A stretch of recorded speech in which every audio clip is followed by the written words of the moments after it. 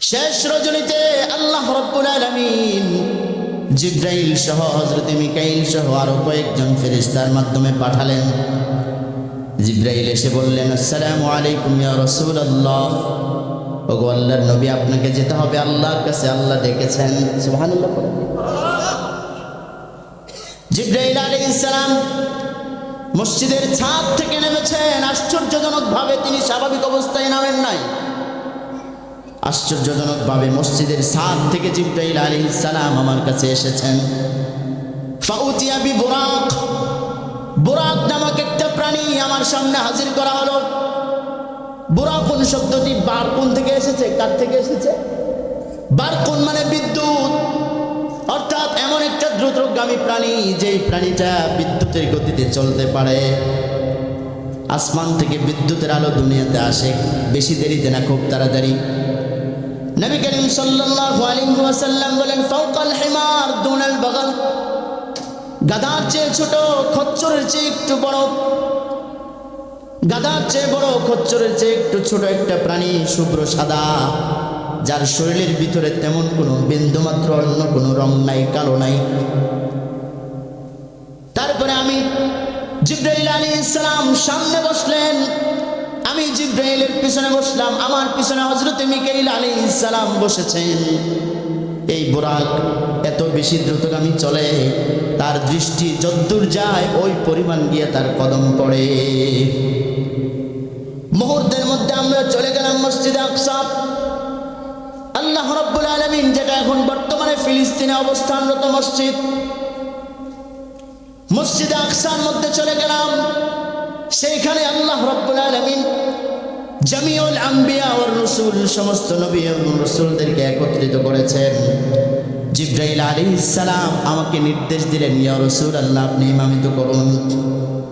আল্লাহ রাব্বুল আলামিন আমাদের নবী বিশ্বনবী মুহাম্মদুর রাসূলুল্লাহকে ওই জায়গার মধ্যে ইমামুল আম্বিয়া ওয়াল মুরসালিন নির্দেশ দিয়ে দিলেন। ইমামুল আম্বিয়া ওয়ার রাসূল, সমস্ত নবী এবং রাসূলদের ইমাম হিসাবে মুহাম্মদুর রাসূলুল্লাহকে আল্লাহ তাআলা সেই জায়গায় ঘোষিত করেছেন।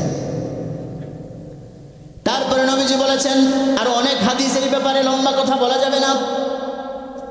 তারপরে ফাউতিয়া বিরফরফ, রফরফ নামে একটা চলন্ত সিঁড়ি আল্লাহ রাব্বুল আলামিন সেখান থেকে, আসমান থেকে আমার জন্য নিয়ে আসলেন।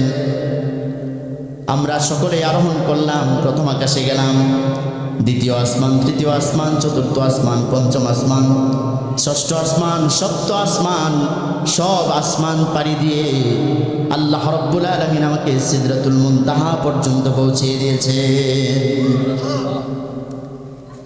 নবী করিম সাল্লাল্লাহু আলাইহি ওয়াসাল্লামকে আল্লাহ তাআলা জান্নাত জাহান্নামের অনেকগুলো শাস্তি এবং নিয়ামত, কুল কায়নাতের যত কিছু আছে আল্লাহ রাব্বুল আলামিন সব কিছু দেখিয়েছেন ওই রাত্রিতে।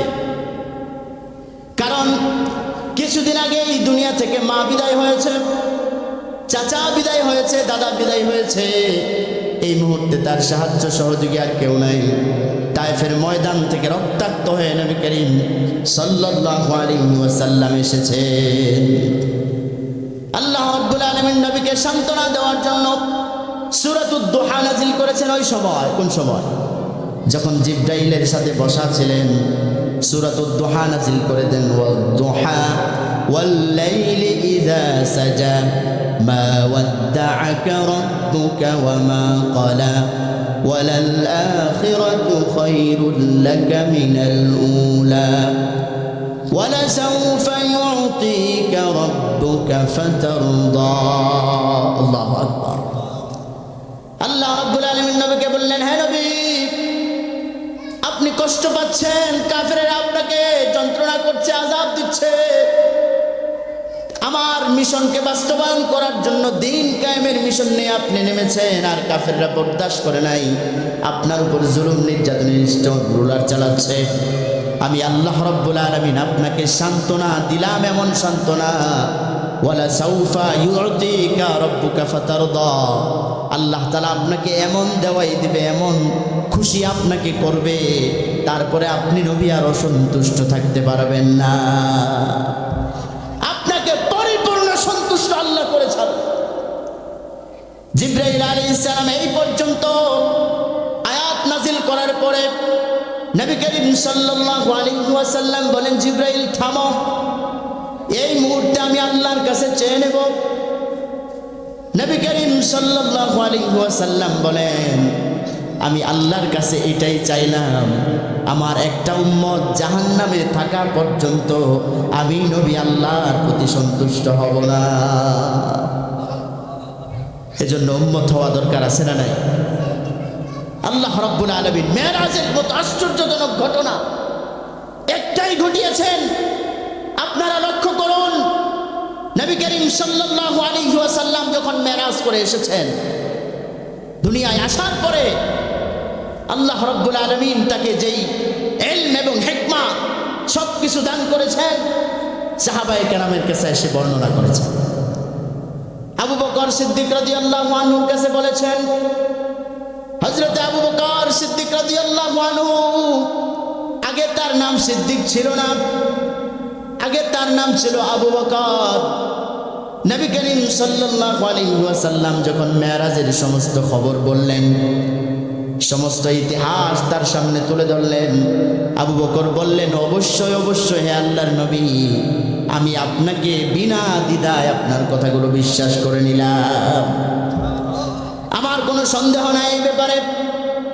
নবী করিম সাল্লাল্লাহু আলাইহি ওয়াসাল্লাম তাকে বললেন, আনতা সিদ্দিক, তুমি হইলা পৃথিবীর সবচাইতে সত্যবাদী এবং সত্যবাদীর সবচাইতে আপন বন্ধু। আল্লাহ রাব্বুল আলামিন নবী করিম সাল্লাল্লাহু আলাইহি ওয়াসাল্লাম বলেছেন, লাউ কুনতু মুত্তাখিযান খলিলান গায়রা রাব্বি লাত্তাখাযতু আবা বকর, আল্লাহ ছাড়া যদি আমি অন্য কোনো বন্ধু গ্রহণ করতাম তাহলে আবু বকরকে আমার সবচেয়ে প্রিয় বন্ধু হিসেবে গ্রহণ করে নিতাম। আবু বকর নবী করিম সাল্লাল্লাহু আলাইহি ওয়াসাল্লামের মেরাজের সমস্ত কথাগুলো বিনা দ্বিধায় মেনে নিলেন। কাফেররা আবু বকর কাছে প্রশ্ন করলো, আবু বকর, তোমার বন্ধু এই ধরনের কথা বলে, কেমন কথা বলে? কাফেররা হাত তালি দেওয়া শুরু করছে। হাজার হাজার মাইল দূরে যেখানে আমরা যাইতে মাসকে মাস সময় লাগে, এক মুহূর্তের মধ্যে কিভাবে মুহাম্মদুর রাসূলুল্লাহ ওই জায়গা থেকে এক রাত্রের মধ্যে আবার চলে এসেছেন। অথচ নবীজি কেমন করে আসলেন? নবীজি এসে দেখলেন তাহাজ্জুদের জন্য যে ওযু তিনি বানাচ্ছিলেন, ওযুর পানিটা পর্যন্ত এখনো গড়াগড়ি করছে। আল্লাহ রাব্বুল আলামিন পুরা কুল কায়নাতের সময়কে থামিয়ে দিয়েছিলেন। কারণ এত আশ্চর্য ঘটনা 1,24,000 মতান্তরে 2,24,000 পয়গম্বরের কোনো পয়গম্বরের সাথে হয় নাই। বিশ্বনবী মুহাম্মদুর রাসূলুল্লাহ সাল্লাল্লাহু আলাইহি ওয়াসাল্লামের সাথে আল্লাহ রাব্বুল আলামিন যে আশ্চর্য ঘটনা ঘটাতে যাচ্ছেন, এর জন্য পুরা পৃথিবীর সময়কে আল্লাহ তাআলা থামিয়ে দিয়েছে। সময় তুমি থেমে যাও, সারা পৃথিবীর সমস্ত কুল কায়নাত, সমস্ত মাখলুক এবং সৃষ্টি আজকের এই ইতিহাসকে উপলব্ধি করুক। আমাদের মধ্যে কিছু ভুল আছে। আমরা বলি এই মেরাজ রজব মাসের 27 তারিখে হয়েছে, এই জন্য আমরা রোজাও পালন করি। অনেক মহিলারা আমাকে জিজ্ঞেস করে, শবে মেরাজের রাত্রি কবে, কয়টা রোজা রাখা লাগবে? 40 জন সাহাবায়ে কেরাম এই মেরাজের বর্ণনা দিয়েছেন। নবী করিম সাল্লাল্লাহু আলাইহি ওয়াসাল্লাম সশরীরে দুনিয়া থেকে 7 আসমানের উপরে আল্লাহ তাআলার সাথে সাক্ষাৎ করেছেন। এটা বাস্তব, এটা আমাদের ঈমান এবং ইতিকাদ, ঠিক কিনা বলেন? অনেকেই বলে নবীজি সশরীরে মেরাজ করে নাই, এটা ছিল স্বপ্ন। এটা ভুল কথা। কি কথা? তাদের ভুল আকীদা, ভুল ধারণা, এটা স্বপ্ন নয়। নবী করিম সাল্লাল্লাহু আলাইহি ওয়াসাল্লাম সশরীরে আল্লাহ তাআলার সাথে আল্লাহ তাআলার কাছে গিয়েছেন, আল্লাহ তাআলার সান্নিধ্যে আল্লাহ তাআলা তাকে নিয়েছেন। আবার অনেকেই বিভিন্ন ধরনের কথা বলে। 40 জন সাহাবায়ে কেরাম এই মেরাজের হাদিসকে রওয়ায়াত করেছেন। তার মধ্যে কোন সময় ঘটেছেন আমাদেরকে একটা বিষয়কে স্পষ্ট করতে হবে। ওই দিন তারিখ কোন সাহাবায়ে কেরাম স্পষ্ট করে বলে যান নাই। এই জন্য ইতিহাসের মধ্যে তাফসীর এবং হাদিসের ব্যাখ্যা এবং ইতিহাস তারিখের কিতাব থেকে 20টির বেশি মতামত পাওয়া যায়। কয়টার বেশি? সবচেয়ে উল্লেখযোগ্য মতামত হলো নবী করিম সাল্লাল্লাহু আলাইহি ওয়াসাল্লামকে জিজ্ঞেস করা হয়েছে সুইলা আন সিয়ামি ইয়াউমিল ইসনাইন, সোমবার দিনের রোজা সম্পর্কে। নবীজি প্রতি সোমবার রোজা পালন করতেন। আমরা করি না? করি। আমরা রোজাই পালন করি না। রমজান মাসে যতটুকু পালন করি, এই রোজা আমাদের ঈমানের জন্য যথেষ্ট নয়। আমরা আমল করতে চাই না, কিন্তু আশা করি অনেক বড়। সুইলা রাসূলুল্লাহ সাল্লাল্লাহু আলাইহি ওয়াসাল্লাম আন সিয়ামি ইয়াউমিল ইসনাইন, নবী করিম সাল্লাল্লাহু আলাইহি ওয়াসাল্লামকে রমজান সোমবার রোজা পালন সম্পর্কে জিজ্ঞাসা করা হয়েছে, কেন হে রাসূল আপনি রোজা রাখেন? ক্বালা ফীহি উলিদতু, এই দিন আমাকে আল্লাহ রাব্বুল আলামিন দুনিয়ায় পাঠিয়েছেন, আমি জন্মগ্রহণ করেছি। ওয়া ফীহি উফিতু, এই দিন আল্লাহ রাব্বুল আলামিন আমাকে দুনিয়াতে উঠায় নিয়েছেন। ওয়া ফীহি উসরিতু, আর এই সোমবার দিনে আল্লাহ রাব্বুল আলামিন আমাকে এই দুনিয়ার জমিন থেকে মেরাজ করিয়ে আল্লাহ পর্যন্ত পৌঁছিয়েছে। সেদিন সোমবার দিন আমরা কি করি? 27শে রজব। তাইলে তারিখ কি হবে? সোমবার। রবিউল আউয়াল মাসের কথাও এসেছে, রজব মাসের কথাও এসেছে।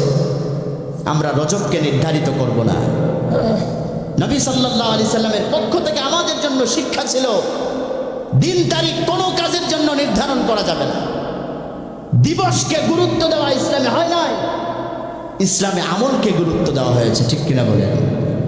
আজকে কতগুলো মানুষ আশিক রাসূল দাবি করে, দিবস নিয়ে লাফালাফি করে, দিবস নিয়ে বিভিন্ন ধরনের আনন্দ মিছিল করে, বিভিন্ন ধরনের অনুষ্ঠান করে, যেটা সাহাবায়ে কেরাম কোনোদিন করে নাই, নবী করিম সাল্লাল্লাহু আলাইহি ওয়াসাল্লাম কোনোদিন নির্দেশ দেন নাই। এগুলো সম্পর্কে আমাদেরকে সুধারণা রাখতে হবে। আল্লাহ রাব্বুল আলামিন আমাদেরকে অহংকার বর্জন করে নবী করিম সাল্লাল্লাহু আলাইহি ওয়াসাল্লামের আদর্শে আদর্শবান হয়ে বিনয় অবলম্বন করে দুনিয়া থেকে বিদায়